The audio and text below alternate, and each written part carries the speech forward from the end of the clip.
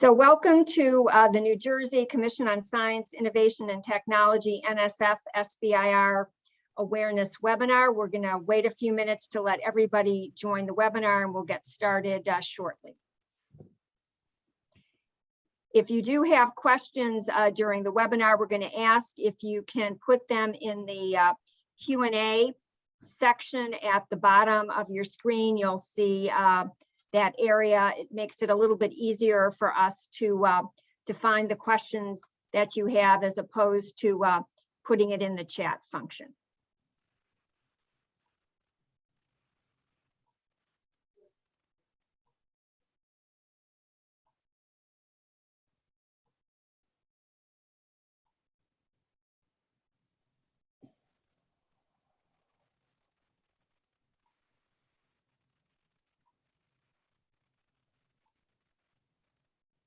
And as I said, we're just going to wait a couple more minutes to let everybody who had registered join the webinar.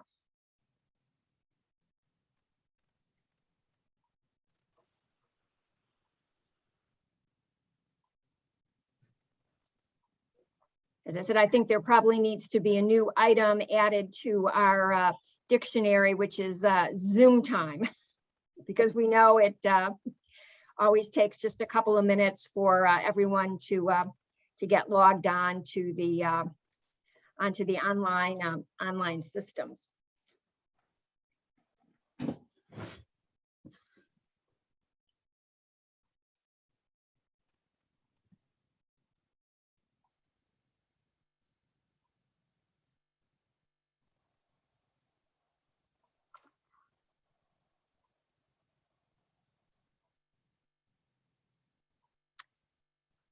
So good afternoon, everyone. I'm Judith Sheft. I'm the Executive Director of the New Jersey Commission on Science, Innovation and Technology. And I'm excited to welcome you to this afternoon's webinar talking about the SBIR STTR program with a particular focus on grants from the National Science Foundation. You're going to learn from our speakers about not only the National Science Foundation's SBIR program, but we have a speaker from the New Jersey Small Business Development Centers that will complement that presentation with some of the support services available from the New Jersey Small Business Development Centers to help companies apply for SBIR, STTR opportunities, as well as a speaker from the New Jersey NJIT Procurement Technical Assistance Center. So once you've finished your development activities and you've got products and services that you're looking to sell to the federal government, the PTAC organization can help small businesses make that happen. And Sherry Rose from the PTAC will talk a little bit about PTAC services. Again, if you've got questions, we would ask that you put them in the Q&A portion of the webinar.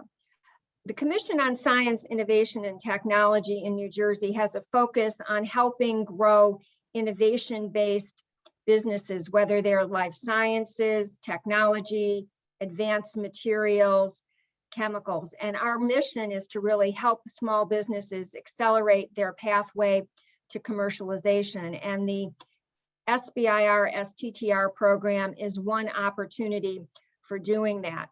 The Commission has some matching fund programs where for companies who have received SBIR, STTR awards, we have been able to make matching grants. For companies who received phase 1 awards, we were able to make grants of $25,000. And for companies who were in between phase 1 and phase 2, we were able to make awards of $50,000. We anticipate going into the next fiscal year that we will be able to rerun that program starting in the August-September timeframe. So now is the time to really get focused on applying for those grants. And with that, I'd like to introduce Alistair Monk, who has joined the National Science Foundation as an SBIR STTR program director in November of 2019. Prior to NSF, Alistair was an active member of the startup ecosystem in Virginia as a mentor, judge, and entrepreneur. He's been directly involved in medical startups for the last 10 years. and most recently was a vice president of the medical products at Cooperon, where he led the development, protection, and commercialization of a platform copper antimicrobial technology. He also founded and ran a consultancy firm, mentoring and providing strategic support to medical startups. Alistair was also head scientist at Biocontrol Limited, developing and commercializing bacteriophage therapy for clinical applications. He has an active academic life as a microbiology postdoc and worked in Virginia Commonwealth University in internal medicine and has authored a number of published papers, conference abstracts, and oral presentations. Alistair, I turn it over to you to tell us about NSF SBIR. Well, thank you so much. And may I just begin by saying what a pleasure it is to be with you all today and how much I deeply appreciate the opportunity to talk to you a little bit today about the National Science Foundation and some of the work that we're doing. So I'm just going to share my presentation. If everyone could bear with me as I get this running.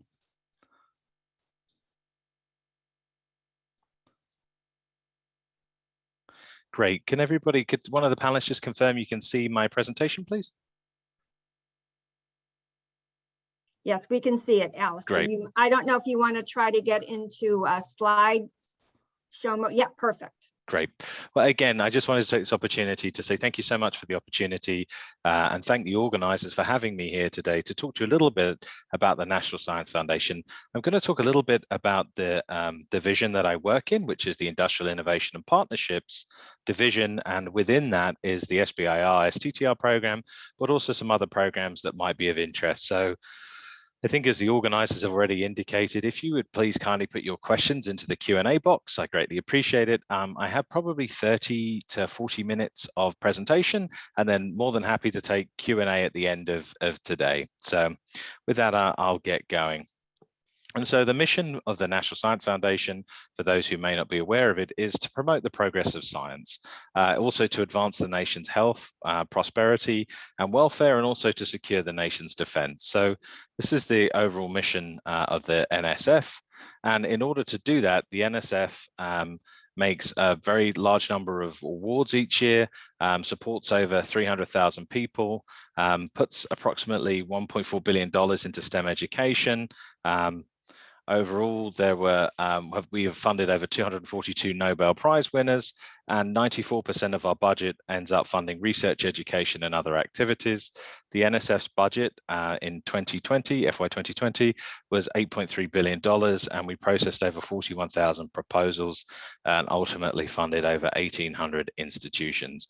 I tell you this really just to kind of set the stage for overall the amount of work that is being done at the National Science Foundation. And obviously, the NSF sponsors quite a wide variety of both science and engineering activities. So as you can see here, ranging from biological sciences, engineering, geosciences, all the way through to international science and engineering, education, human resources. Really, there is a very broad appeal for all areas of science and engineering that the NSF supports. And I think this becomes interesting when we start talking about the SBIR STTR program, and I'll touch on this later too, in that the SBIR STTR program is as broad as the National Science Foundation is. And so we are open and interested in proposals that span all areas of science and engineering, really without any kind of restrictions. So just to sort of tuck that away for later as we get deeper into this presentation, that our SBIR program is as wide and as broad as the National Science Foundation itself.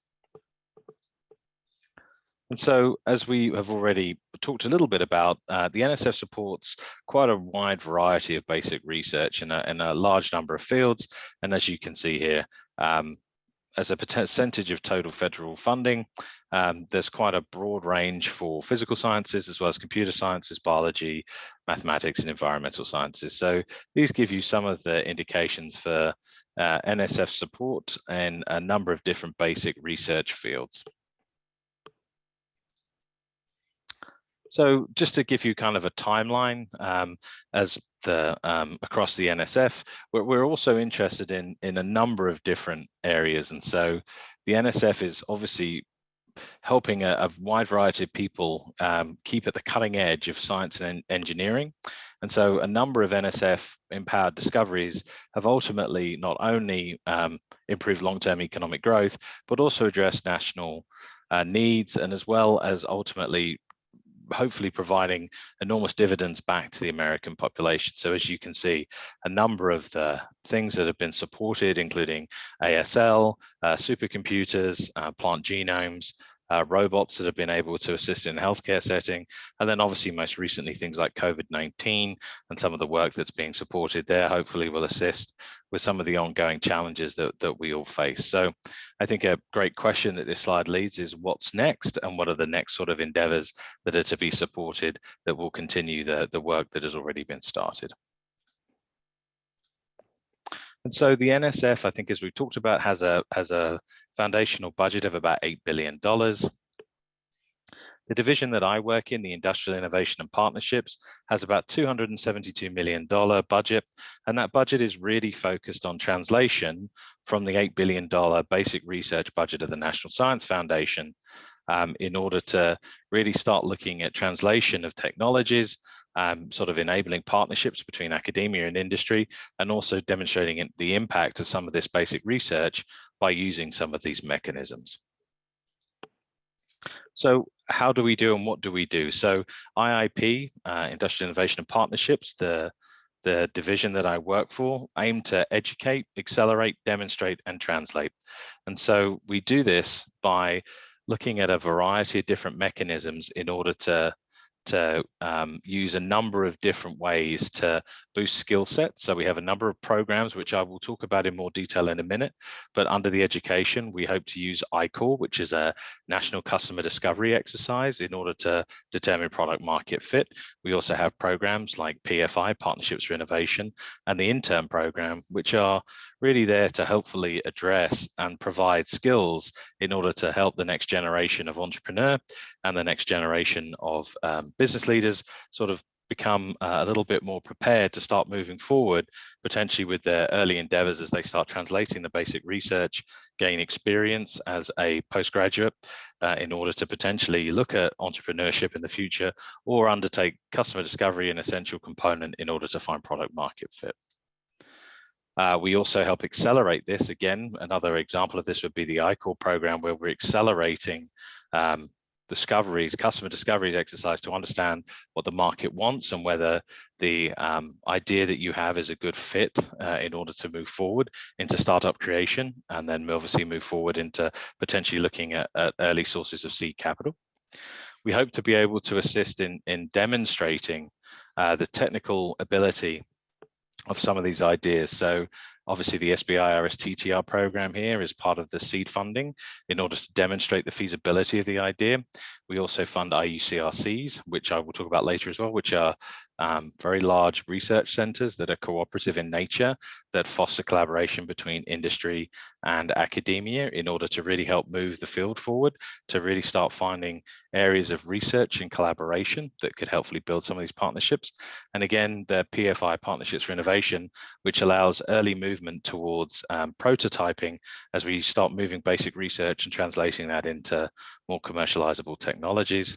And then obviously we have the translation, the final step. So again, here the SBIR STTR program designed to help translate all of these ideas into commercially viable products, processes, or services that the market would ultimately want, and that obviously would have broad impact in order to improve the American population's health, wealth, and prosperity. So this is really how, at a high level, the IIP tries to address some of the risks from understanding your marketplace, understanding your customer, moving towards prototyping, accelerating that development, and then really early prototype development, feasibility studies under the demonstration portion before obviously translating that idea into a commercial product, service, or system. So here again are just some of the programs that IIP run. And I'm going to walk through all of these with a little bit of detail today. We have some time to go through them. If you have any further questions, please don't hesitate to reach out to me. My contact information should be at the end of this presentation, but obviously delighted to answer any questions you might have about it today. And if we don't have time to get to them, please do consider reaching out to me, as happy to connect you with colleagues who work in these areas as well. And so obviously today we run a number of programs which include the SBIR STTR program, so America's Seed Fund from the NSF, the ICOR program, the PFI program, Partnerships for Innovation, IUCRCs, and I'm also going to talk a little bit about the goalie and intern program. So obviously, I think the focus today is going to be heavily on the SBIR STTR program. And so to do that, we have two separate areas, SBIR and STTR. And so the difference between an SBIR and STTR is really the amount of technical assistance that you need from a third-party not-for-profit research institution. And so the SBIR program and the STTR program are designed to allow flexibility in understanding how much of your work you will need to work with a third-party not-for-profit research institution in order to acquire essential skills, access to equipment, or to work with experts in the area that you think are going to be able to assist you in achieving your technical tasks. So that's the main difference between the SBIR and STTR program. SBIR has a slightly lower limit on the amount of work that you may do with third-party and not-for-profit research institutions, as opposed to the STTR, which allows for a higher amount of coordination with these third parties. So back in FY 2018, the total budget for the SBIR STTR program was about $197 million that was made available for this program. And so right now, as you can probably read, we fund typically about $200 million for R&D funding. So a lot of the expenses that the NSF SBIR STTR program will pay for are not your typical business expenses. They're more focused towards technical R&D. And ultimately, if you look at the phase 1 and phase 2 approach that we have at the NSF program, it is close to $2 million of non-dilutive capital should your proposal and should your company be awarded, that would potentially assist you getting started and moving forward on your pathway towards commercialization. And so, as I just talked about, really the SBIR STTR program is divided into a two-phase approach. And so that first phase is really focused on feasibility of your idea. So we're looking for these deep technology, high-risk, high-impact technologies that are going to be transformative to the field. And so to do that, we obviously allow at phase 1 a feasibility approach to understand whether we can de-risk some of this technology and show that it's viable and potentially feasible. And so that is phase 1, is traditionally 6 to 12 months and $256,000 budget.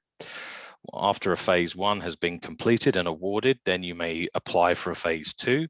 And phase 2 is more focused on prototype development. This is a 24-month award of $1 million. And so this is really moving more towards MVP creation, moving more towards really finding scalable commercialization from the product that was demonstrated in phase 1. And so the idea of this program is really to help transform scientific discoveries and things at the cutting edge of science and engineering, and try to translate those into commercializable products and services that were going to have societal benefit to the US taxpayer. So we also offer something at phase 2 called a phase 2B, which is a third-party investment. So we will match third-party investment or sales 1 to 2, i.e. 50 cents on the dollar, up to another $500,000. So you can quickly see how the phase 1, phase 2, and then potentially a phase 2B, along with other supplements, adds up to that $2 million of non-dilutive capital. I will say that the NSF does not offer a straight to phase 2 approach. It is a phase 1, phase 2.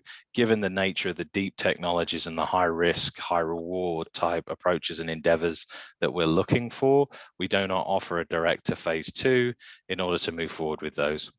We also have a mandatory project pitch that is required. And so this is a project pitch that is really designed to help open the dialogue about the idea that you have and how this is potentially going to be suitable and eligible to move forward in the NSF SBIR STTR program. And so the website is given there. If you have any questions at all, please do go to seedfund.nsf.gov.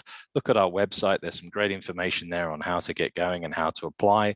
I think happy to answer any questions about that, but the project pitch is now a mandatory first step in order for us to determine the suitability and eligibility of what you're proposing to be able to move forward to a full proposal that would enter the phase one. The way that proposals are reviewed is we look at the intellectual merit, we look at the commercial potential, and we look at the broader impacts of what is being proposed. And we do this via a gold standard external review process. And there's more information about this on our website, but also happy to talk a little bit more about that should anybody have any questions about that. And so where does the SBIR STTR funding go? So as you can see, I apologize for these numbers. These are based on FY18, but these are the sort of the best numbers that I have to show right now. So you can see that about 24% of the SBIR STTR funding went into the life sciences, about 11% went into chemistry, 17% went into materials and manufacturing. We put 26% into information technologies, 15% into electronics, Internet of Things and robotics, and about 5% into photonics and semiconductors. You'll also see that we have a category called others that was about 2%. And so I think it's interesting to look at this pie chart because of the breadth of areas that we cover. So I think, as I was earlier talking about, we are interested in all ideas, in all science and engineering aspects. And so if you don't see a natural fit here, please feel free to still apply to the program. We have obviously got the others category, which is anything that doesn't traditionally fit into these specific areas. We would still welcome the opportunity to look at your project pitch and obviously to potentially then invite your proposal should your project pitch be determined to be suitable and eligible for our solicitation notice. So again, we are open to all areas of science and engineering. So if you don't see a natural fit in sort of the buckets or slices of the pie chart that I'm showing right here, please don't worry about that. Please just move forward and consider putting in a project pitch today in order to tell us about the great idea that you have. And so just to kind of give you some recent updates on where the SBIR STTR program is. So 95% of the awards that we've made are to startups with 10 or fewer employees. 81% of the companies that we funded were founded in the last 5 years. And about 59% were first-time applicants, first-time SBIR STTR awardees. And so just as a rough kind of metric for our portfolio, since 2015, so as of sort of September last year, our portfolio has achieved about $9 billion in follow-on institutional financing, and we've had about over 150 successful exits, whether that's acquisitions, mergers, or IPOs. So I think just goes to show some of the amplification power for the SBIR STTR program from the NSF. And so just from my area, I'm the program director from Digital Health. And so just to give you some examples of SBIR STTR companies, one obviously that sprang to mind was Autonomous Healthcare. This company is based in New Jersey. And really their design or their technology is around fluid resuscitation and obviously being able for drug management using their eFusion system. So this company has had a phase 1 and a phase 2 from the NSF SBIR STTR program and are obviously moving forward successfully to continue the commercialization of this technology. So just one of the examples from our portfolio that's actually based here in New Jersey. The other company is a phase 1 awardee, so Neurotech R3, and their design is really, their technology rather, is really to improve the quality of life for stroke survivors by improving rehabilitation via remote assistance from trained health professionals to assist with rehabilitation and then recovery in the comfort of your own home. And so these are just a couple of examples of the types of companies that exist in this state that have already been successful recipients of the NSF SBIR STTR program just in my portfolio, which is Digital Health. So I'm now going to talk about some of the other programs that we offer in our division, the Industrial Innovation and Partnership Division. And so one of the ones I touch upon is iCore.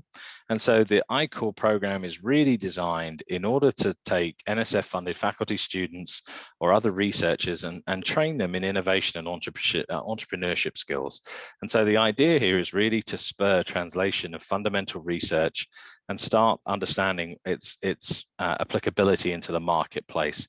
And so since 2013, over 1,600 teams have gone through this program, and that has resulted in nearly 800 startups. And so as of FY 2018, the NSF funding for this was about $33 million.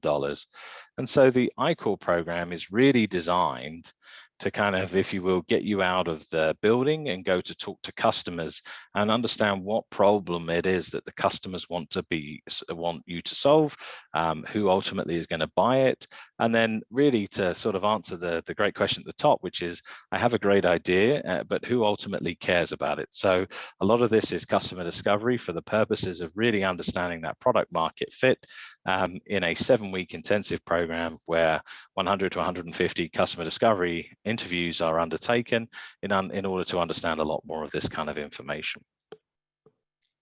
And I think, as the slide rightly says, the answers aren't in the lab, they're not in the campus, they're obviously out talking to people, especially your own customers. And so iCore isn't about potentially how do you sell, pitch, grant write, or build business plans. It's also really about a $50,000 grant to find this product market fit, where you sort of bring together the best components of a team in order to be able to understand all of this, the information that you're taking on board from the customers, to process it with the assistance of mentors, and then be able to make that decision as to whether a successful startup could be created out of the information that you found.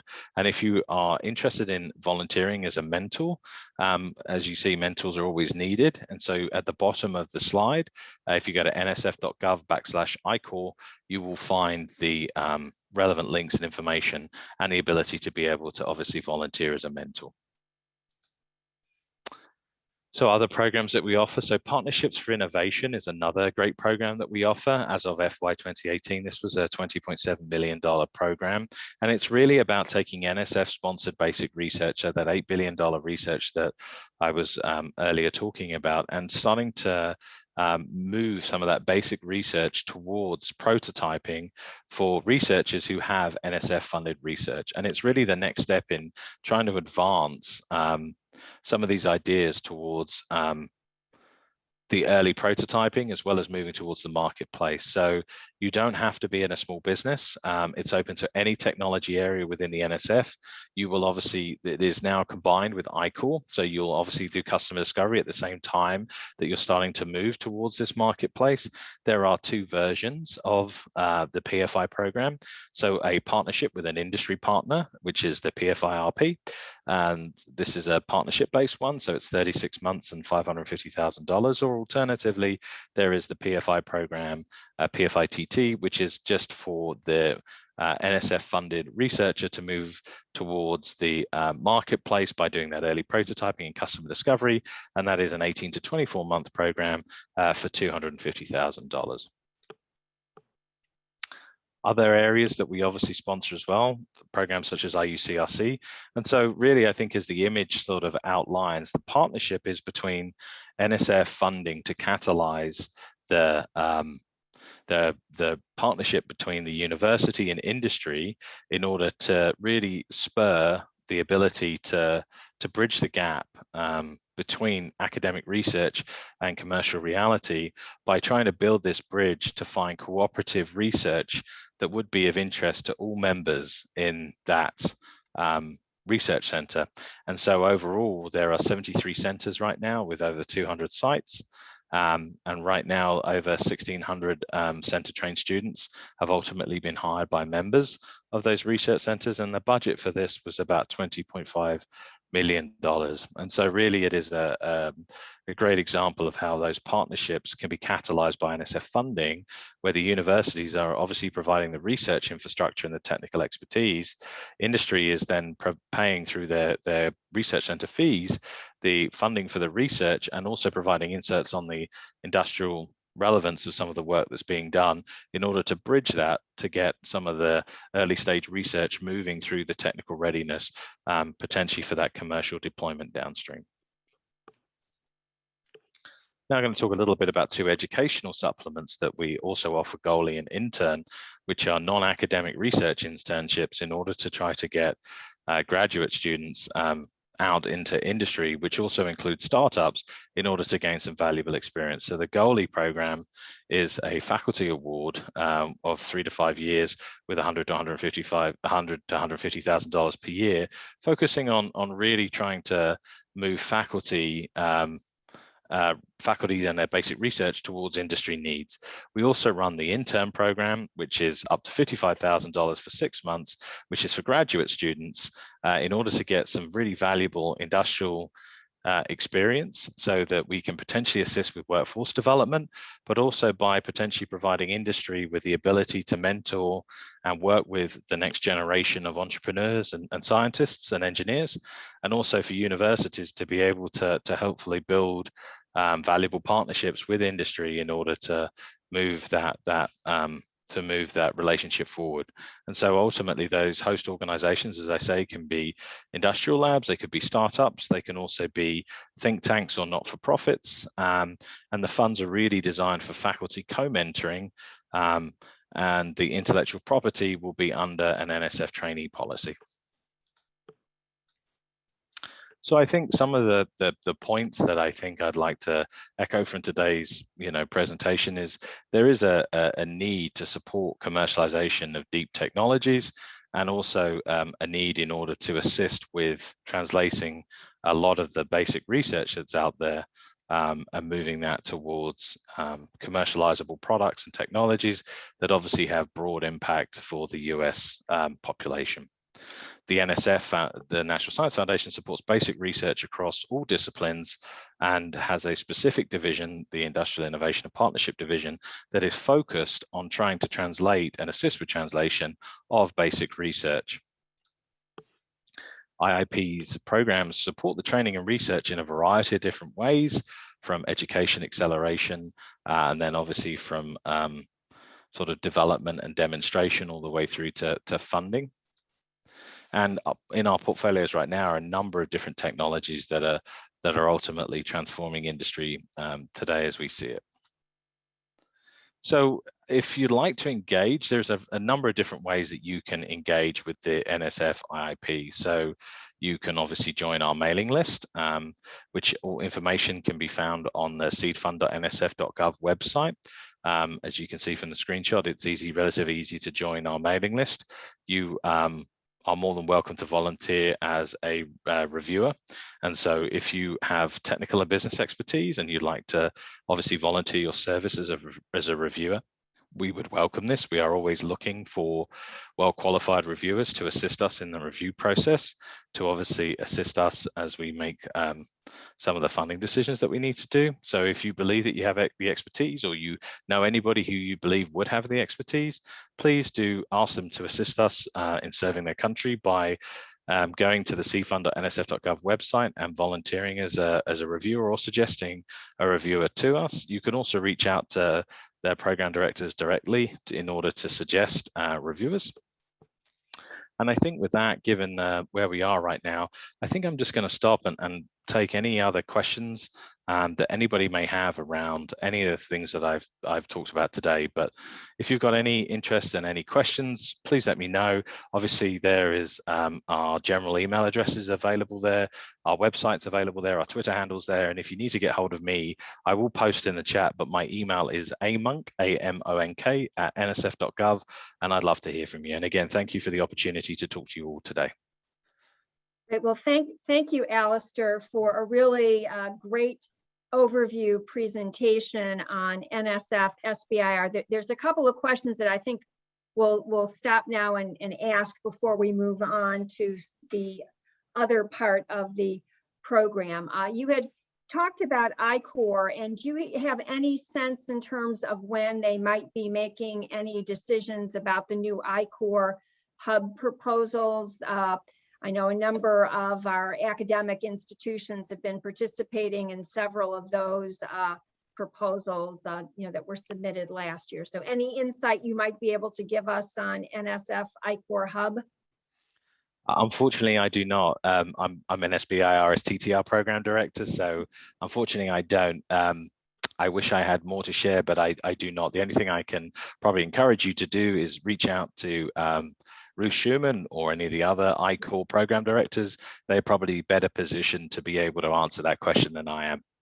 Okay, another question, when you had indicated that there's certainly a lot of different technology areas that NSF is interested in, do you ever coordinate, say, with National Institutes of Health, that if someone submits a proposal to NSF and you either through the pitch presentation or even perhaps once they do their full proposal, you really end up thinking, gosh, maybe this really is better off at HHS or Department of Energy. Do you ever help make those translations, those connections for applicants? So the NSF program, we traditionally do not. We do not obviously look at a proposal and say that this may be better suited to another agency. We don't have, I think, the ability to then forward that to have that reviewed. We obviously would complete our review. And then I think obviously, as I hope a lot of people are aware, and maybe from some of the later presentations, you'll be talking through some of the support that's available. Everybody does have the right to apply to more than one SBIR program. Although the only cautionary note there would be if you have any overlapping objectives or technical work, you may not have multiple federal funding for overlapping technical work or for overlapping outcomes. So you, long story short, you may have to pick a horse to ride should you have the the interesting situation of being multiply funded, but you have the right to apply to more than one. So obviously, if you have a health focused application and you believe it would be better in one of the NIH centers, as well as it's a high risk technology that might potentially fit the NSF, then you obviously have the right to be able to apply to both. But no, we traditionally do not have a forwarding mechanism to be able to take a proposal in and then put it to another agency within the government. I think that's down to the PI and down to the company to decide where you think the best fit is going to be for your technology and your outcomes. So I won't take too long on this, Judith, but a great example would be the NSF does not fund clinical trials. So if any way, shape or form you are looking at clinical trials in order to move your technology forward towards the marketplace, then the NSF simply is unable to fund that. So those type of proposals, should they come to our project pitch process, would probably be directed to agencies that are able to support clinical trials. So I guess the long answer is we don't have the ability to forward proposals, but at the project pitch, if it definitely is not a fit for our solicitation, then we would potentially make a recommendation that other federal funding may be more suitable to some of the outcomes, such as clinical trials that we do not support.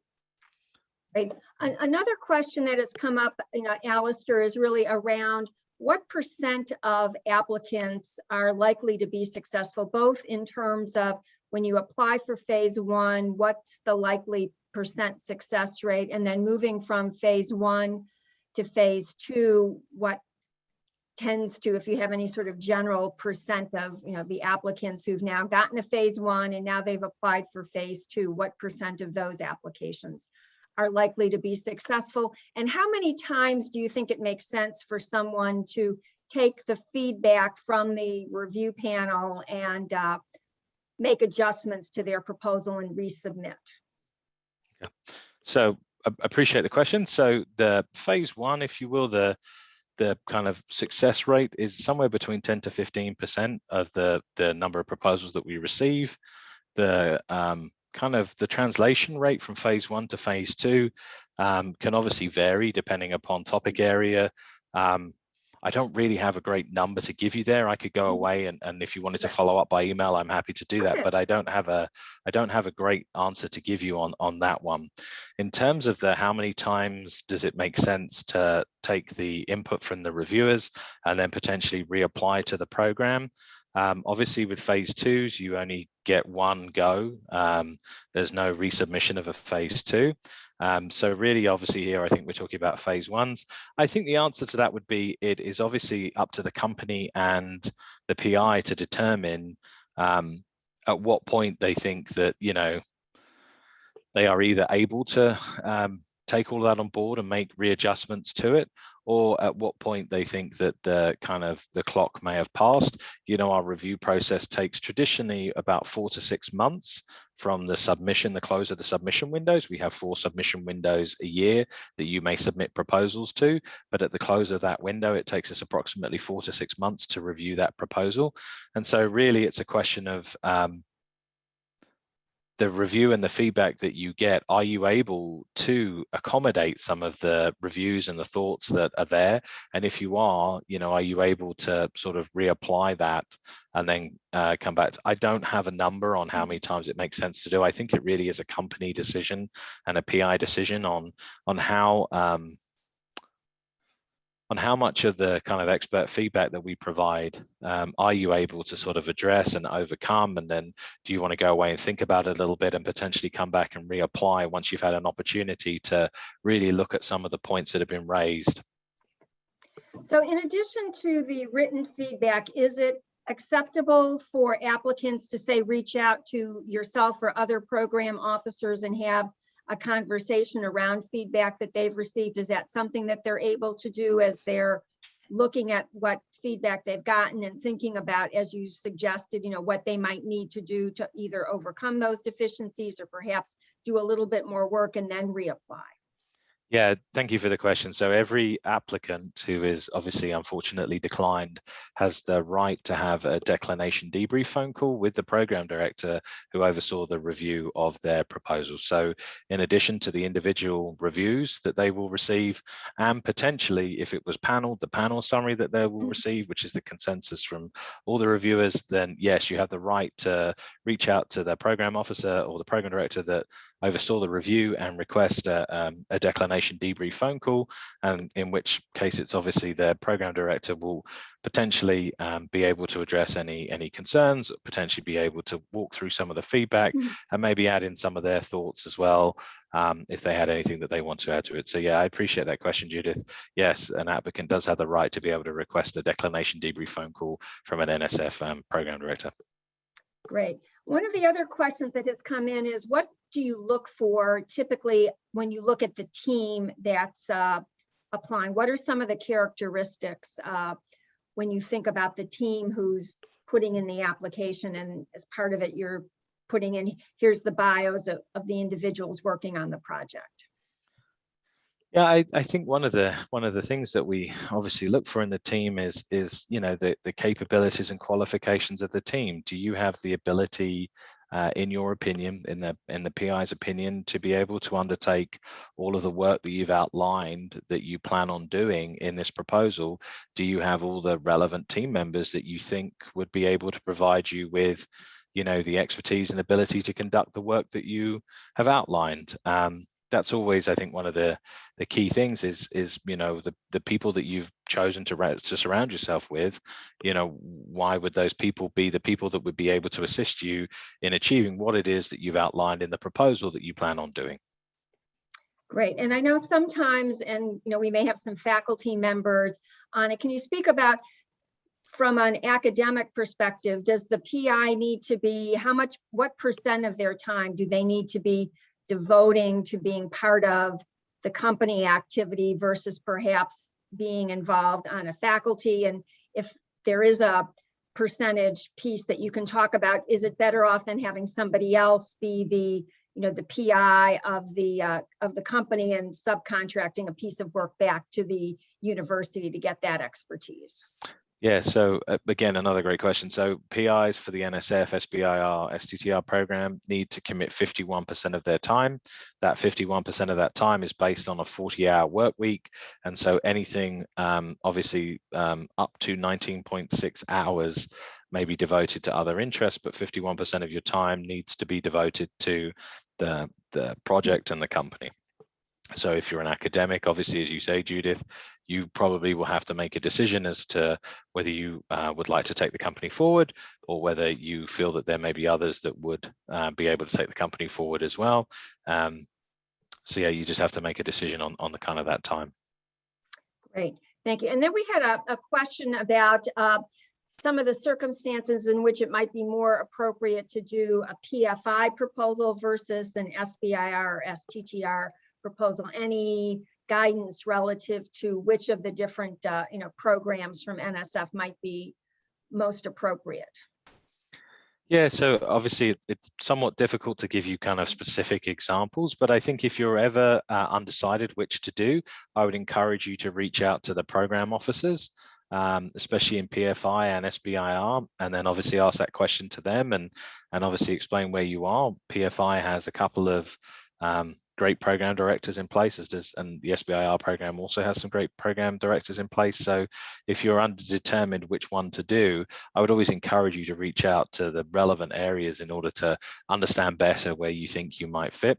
I mean, I think, you know, the PFI program is ultimately designed to start moving basic research towards doing customer discovery and towards early prototyping, and obviously understanding, you know, the moving that needle away from the basic research towards translation of that.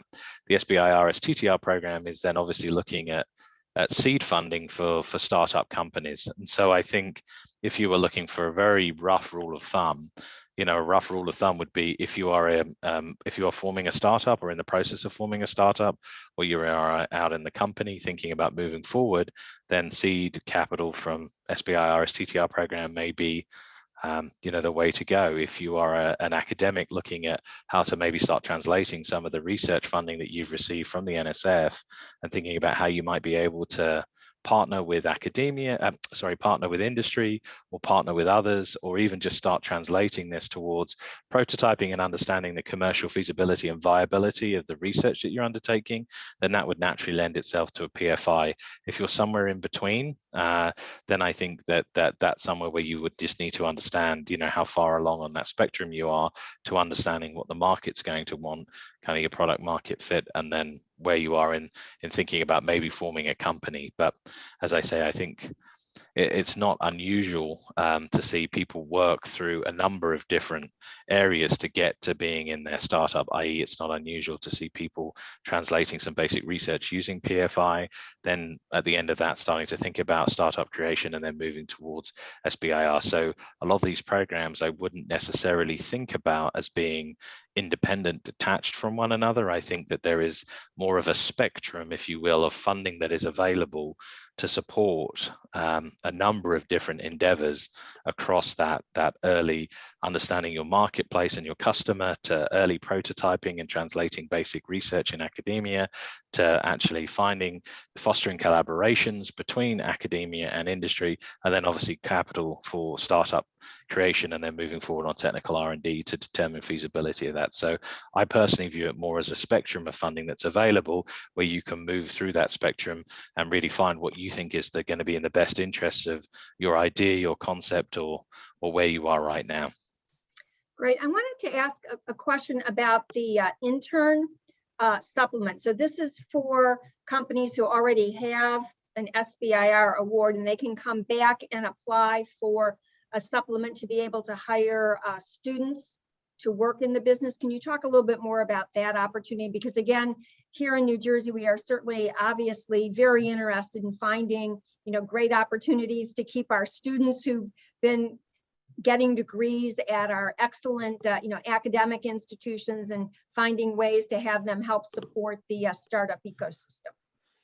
Yeah, so I mean, I'm happy to talk about it. I obviously, you know, there's some great information out on our website too, and I'd also encourage you to reach out to the program director for that. But I think obviously at a high level, the intern program is really designed to be able to allow flexibility to start getting NSF funded postgrads into getting sort of industrial experience, both in startups, but also in, you know, what you might determine to be more traditional industries, not-for-profits, think tanks. There's quite a wide variety of opportunities that exist to allow for really industrial experience. So I'm not certain what more you'd like me to talk about on the program, but I would encourage you to go look at the intern supplement and the intern program rather, and find out, you know, I'm happy to connect anybody to the program directors who run that as well if there's more specific, but there is a DCL that has been published on the intern that I think gives some pretty specific instructions on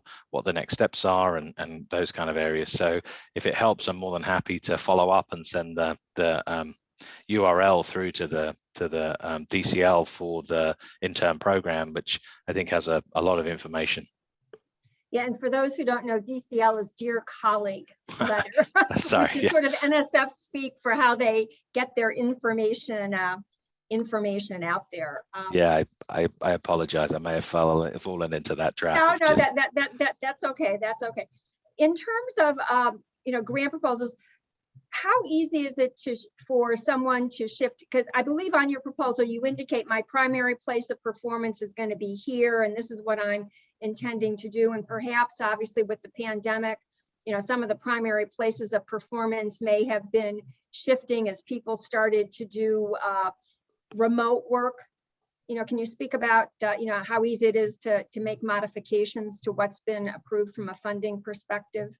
Yeah, so I think the NSF as a whole has tried to be very flexible during the COVID-19 situation in order to accommodate that.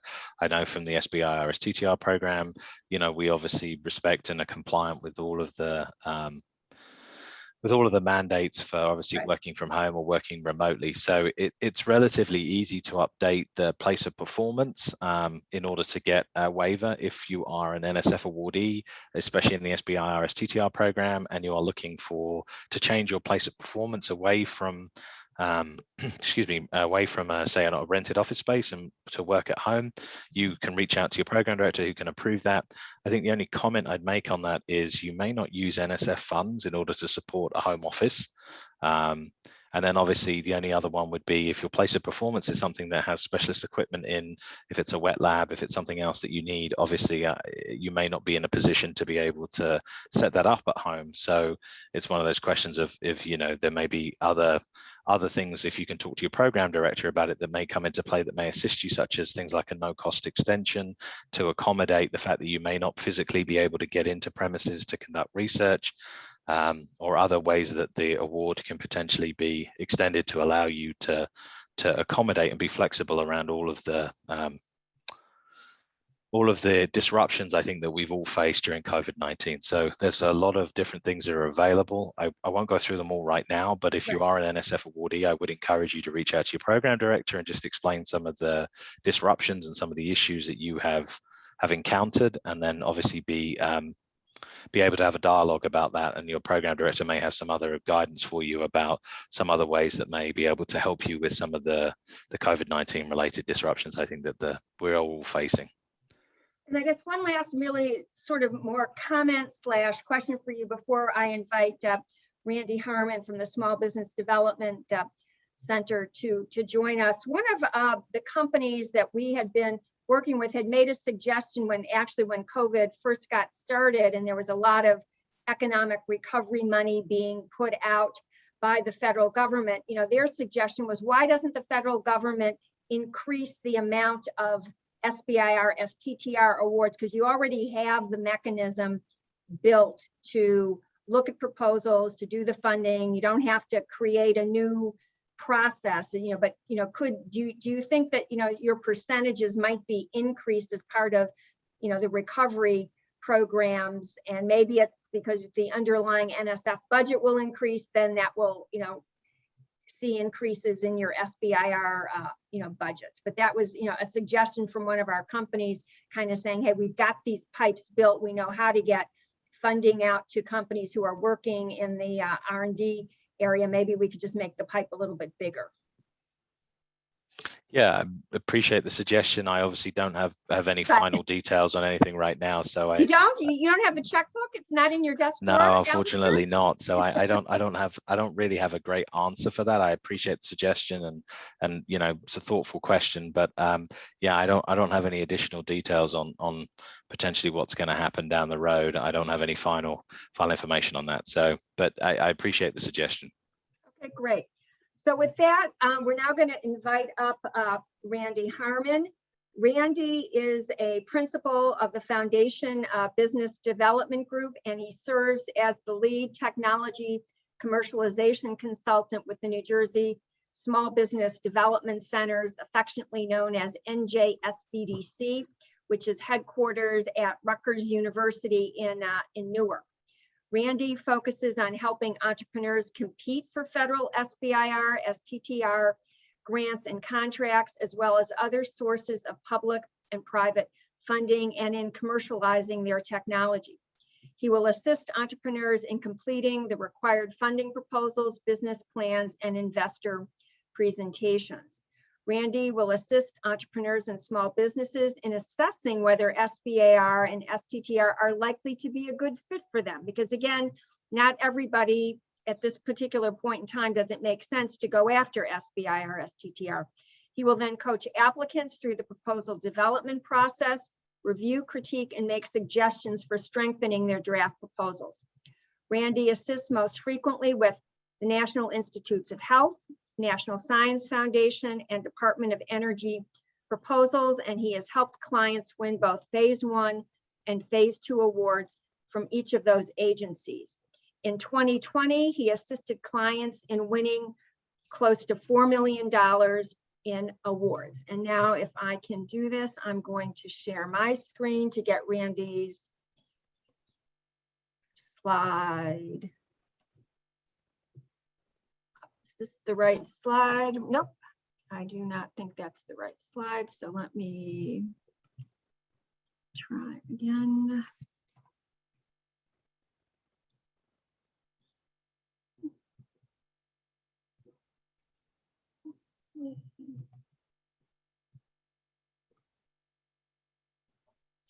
So that is not the slide that we want. So maybe Randy, you start talking while I keep looking to see what happened to that slide. Thank you, Judith, and thank you for pulling today's program together. The New Jersey Small Business Development Centers network, which Judith said is affectionately referred to as NJSBDC, or often simply the SBDC, is part of a national public-private and academic partnership intended to support the development and growth of small businesses. Just about every state in the country has one or more small business development center networks. They are typically headquartered at a major public university, in our case, Rutgers University and the Business School based in Newark. Core funding for the SBDC comes from the U.S. Small Business Administration, with additional key funding here in New Jersey coming from the State Business Action Center. Nationally, the program provides free business counseling, consulting, and affordable business training, serving high, low, and no-tech businesses from pre-startup twinkle in the entrepreneur's eye up to 500 employees. Here in New Jersey, the network operates 12 regional centers across the state, including one on each of the 3 Rutgers University campuses. They also operate 20 satellite centers and a number of specialty service programs, including one in international trade, government procurement, sustainability, and the technology commercialization program. At the SBDC, I focus pretty much exclusively on SBIR and STTR training and proposal assistance. I produced a couple of introductory webcasts that are available on YouTube. The first provides an overview of the programs. The second provides an introduction to proposal writing. Each one runs about 20 minutes in length. Once you decide that SBIR and STTR may be worth pursuing, your biggest challenge becomes identifying solicitations and topics that may be a fit with your technology or core technical competencies. I can speak with you and help you assess the fit between SBIR and STTR and your programs, and I can help you in searching for suitable topics to compete on. Additionally, if you decide to submit a proposal, I will then coach you through the proposal development process.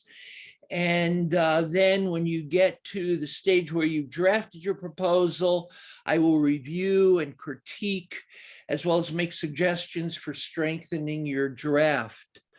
I had never thought about reviewing and critiquing proposals as having an occupational hazard to them. However, I was informed this morning by an orthopedist that I'm going to need carpal tunnel surgery, which was a total surprise to me because thankfully I haven't had any significant pain. I think that's a result and a consequence of too many reviews or too many heavy-handed reviews and critiques of proposals. I publish approximately a monthly or bi-monthly SBIR update newsletter, which you're welcome to subscribe to by sending me an email message at the address on the slide, which I don't think is up right now, but may be available again. I'm pretty easy to find, or you can reach out through the SBDC website. Right now, the SBDC network is focused on CARES Act assistance, trying to help New Jersey companies reemerge from COVID. Consultants are available to help businesses strategize on the best ways to proceed in today's post-COVID-19 market and get back on track. You see the SBDC website there, through which you can identify a regional center that's closest to you or your place of business. I typically play a larger role in-person SBIR training programs than I'm playing today in this webcast. I felt a little bit guilty this morning as I was putting my comments together, and I thought it might be helpful for me to close with offering a few pieces of advice based on my heavy-handed years of proposal critiquing. The first is, as you see on the screen, remember that each agency does things differently. Unfortunately and regrettably, there's not a single uniform SBIR and STTR program. And even if within just one of the agencies, for example, the Department of Defense, things are done significantly differently among their several individual funding components.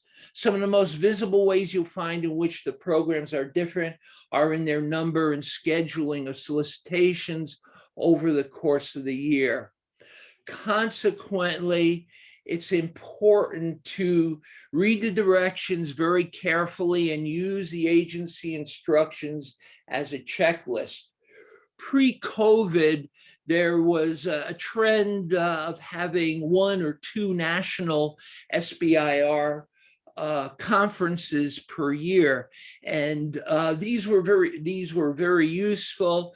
Just about all the individual agencies would participate in the conferences and have their representatives available there for one-on-ones with attendees. I've attended several of these over the years, and I found that the piece of advice that the program officers most frequently give as their most important advice is to read the instructions. Once you complete your draft, it's important to go back, look at the instructions again, use them as essentially a checklist to make sure you've addressed everything that the agency asks for that's applicable to your business. It's also important to communicate with the program officers. Just about every SBIR agency offers the opportunity for communication at some point in their solicitation process, and I urge you to take advantage of these opportunities. They can help you better assess the fit between your small business goals and the interests of the agency in their topics. You want to be very careful not to over-propose. Some entrepreneurs get in their head that if they offer the government what appears to be a very good bang for their bucks, they'll collect extra brownie points. Unfortunately, the reverse is the case. Reviewers, for the most part, are pretty smart guys and gals, and they know what it takes to implement a successful proposal. So you can wind up hurting yourself and losing some credibility if you overpropose. After a while, if you worked with the government enough, you've learned that more often than not, the government isn't particularly interested in getting a very good deal. Finally, think about commercialization. The bottom line objective of both SBIR and STTR is commercialization and economic impact. For the most part, the two programs are highly regarded by stakeholders at all levels. The only consistent criticism over time has been that not enough technology has been commercialized following completion of phase 2. So consequently, now for more than 20 years, agencies have been placing increasing emphasis on commercialization, moving that grant developed technology out of the lab and into the marketplace. So they will ask you about this in phase 1, but when you get to phase 2, most of the agencies will require a more formal commercialization plan. Consequently, you want to begin thinking about commercialization from day 1. That's all I have to share with you this afternoon. Once again, thank you, Judith, for this opportunity and pulling today's program together. Okay.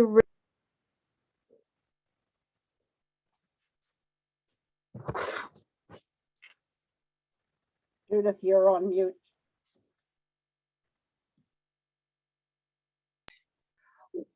So I'm going to ask you a couple questions before we invite Sherry Rose from the Procurement Technical Assistance Center to join us. When in the process should clients be reaching out to you? What's the timeline in terms of being able to work with you effectively? I'm sure that you can't review something if it's due tomorrow, right? So what are your timelines for being able to effectively provide good advice and coaching to prospective applicants? Well, I would suggest you want to begin drafting your proposal at least 6 weeks ahead of time. And I can typically accommodate most requests if I get them a couple of weeks ahead of time. But once again, it's first in, first out. Okay, so for people who are looking to obviously work with Randy and work with the small business development centers, what he's really telling you sooner rather than later is appropriate. You know, one of the other comments that you've made is that, to read the checklists and read the directions. Do you know what opportunities people have if they've made a mistake in completing an application? Do companies have an opportunity to correct mistakes, or do they have to wait for a whole nother cycle to be able to correct, perhaps an administrative error that they've made in the application process? Once again, that gets back to the beauty of each agency's doing things differently. Each of the agencies are different. But overall, I would say there is less rather than more flexibility, both for that and missed submission deadlines. Right. So again, whereas some of the applicants who are on the phone may have participated in some of the programs that the Commission on Science, Innovation, and Technology has run, and we have provided companies with an opportunity to correct missing documentation and update some of their application information so that they had an opportunity to be reviewed and scored. I think what you're hearing from Randy is do not expect that that's the same type of process that's going to be happening with the federal government on your applications. I would say yours is the most generous policy that I've come across or even heard of. Thank you. And can you talk a little bit about the budget, help with doing the, financial piece of the proposal? I imagine frequently that many of our applicants probably know their science, know what they are intending to propose. But can you talk about where they may be able to also get some assistance on the budgeting piece so that they're able to put in a budget that looks reasonable and acceptable and is likely to be funded? There are a couple of groups that offer training on a nationwide basis, and there are some consulting groups. But unfortunately, there isn't nearly enough help available in pursuing the budget side of things. And one cautionary note that I'll make is make sure you give attention to the budget narrative that all agencies require. Sometimes applicants tend to go light on that, but it's very important for you to put down what your assumptions are, how you're coming up with some of your numbers. And I would say that that's most important, more important than the actual numbers themselves, the fact that you try to justify them. And you'll see more flexibility on the budget than on other things with SBIR. Some agencies, and I can't remember if NSF, they may actually be one that gives you an opportunity to revisit a budget if they're interested in funding you before they make a funding decision. Great.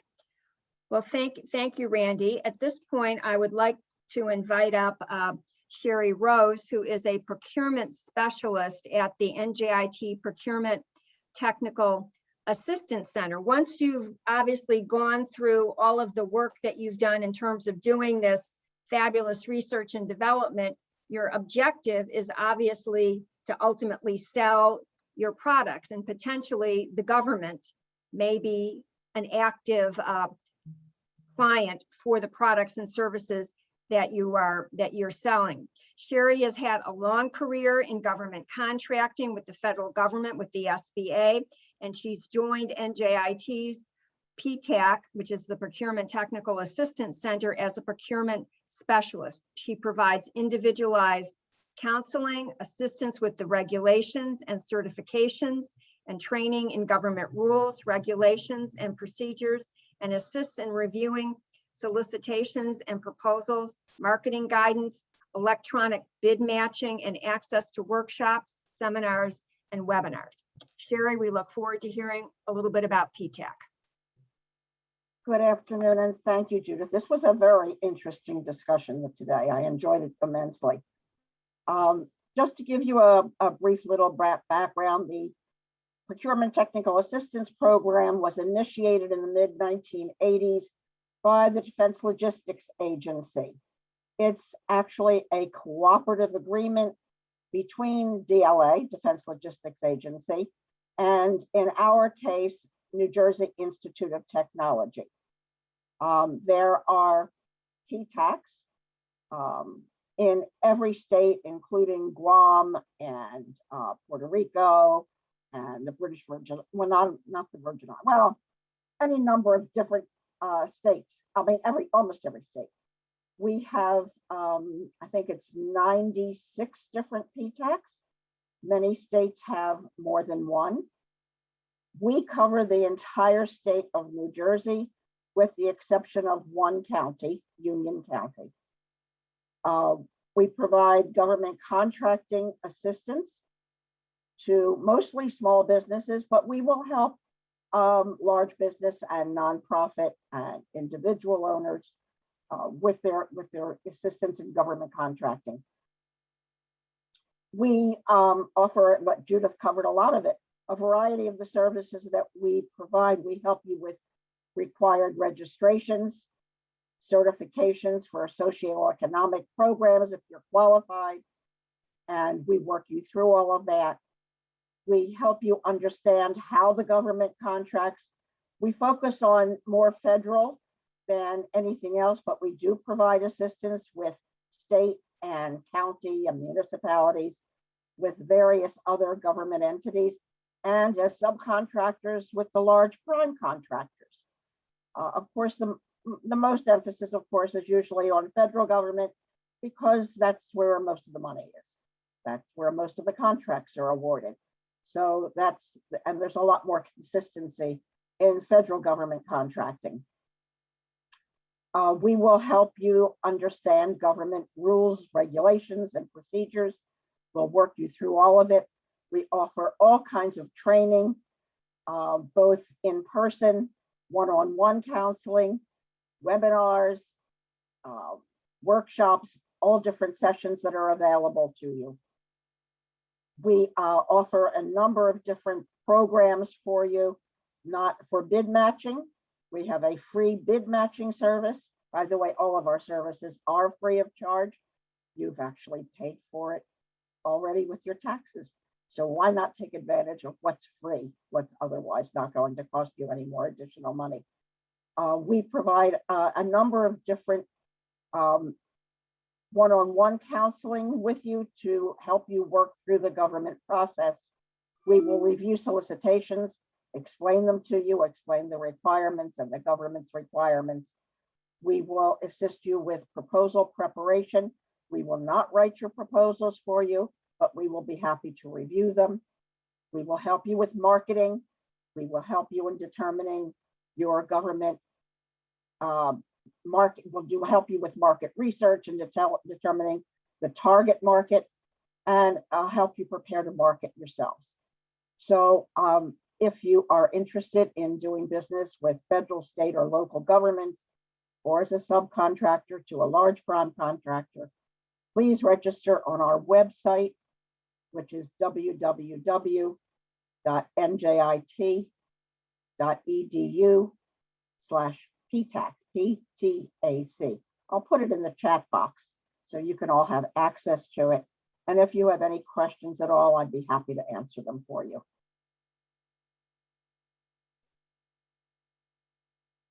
Great. Great, thank you. Oops, where'd I go?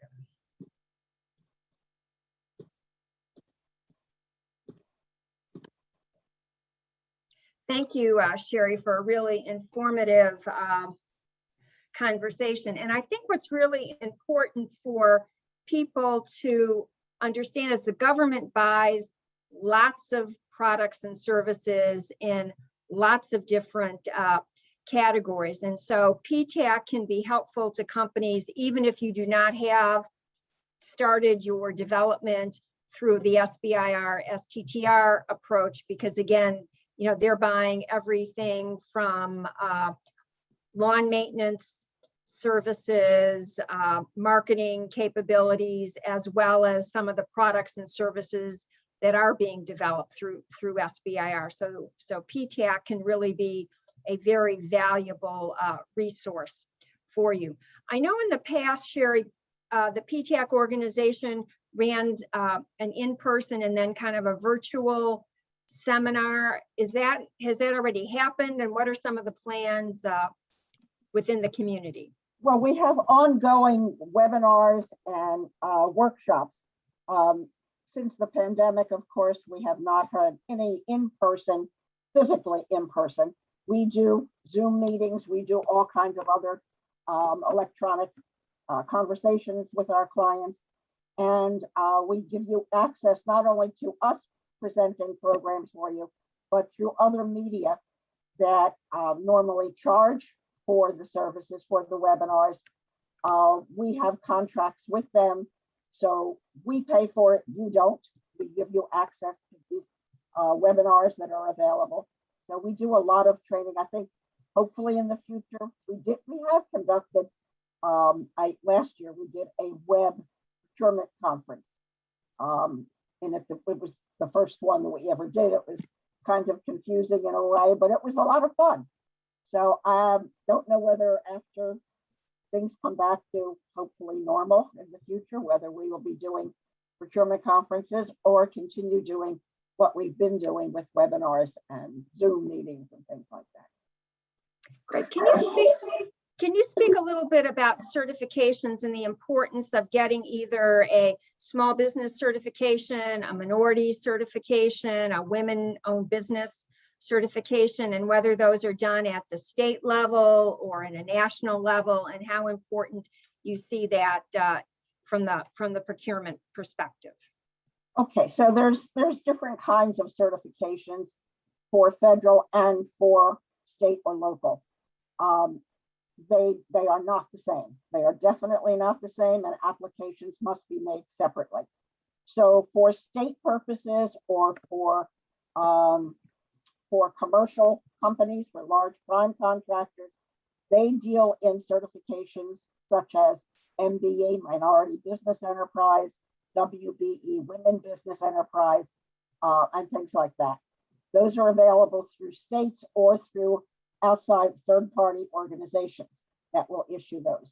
They are not recognized by the federal government. They are separate and distinct. The federal government does have certain programs. There is a self-certification for small business. There is no pre-certification for a small business. The only programs for socioeconomic programs in the federal government that must be pre-certified are for the 8A program, which is for socially and economically disadvantaged individuals that own the companies. It must be 51% owned by those individuals. There's a Women Business Ownership Program, WOSB, and Economically Disadvantaged Women Business Ownership Program. There is a program, and these involve set-asides, contracts that are reserved for people that are eligible and have received certification in these programs. And there's for the SDVO SB, which is the small disabled veteran-owned business programs. And there's for Hub Zone, which is historically utilized business zones. These are all done and approved by SBA. Somewhere the Veterans Program used to be part of the Veterans Administration. It is now in the process of moving over under the cognizance of the Small Business Administration. These are pre-certification programs. You must be pre-certified. There are set-asides, 3%, 5% of government contracts may be awarded in those areas. The federal government usually reserves approximately, the goal is to have approximately 23% of all federal contracts reserved for small businesses. And these socioeconomic programs come under the small business umbrella. We will help you with those certifications. We will help you understand the eligibility and help you apply for certification in those programs. Great. Thank you. Thank you, Sherry. I guess I'd like to invite Alistair and Randy to join us again quickly on the screen.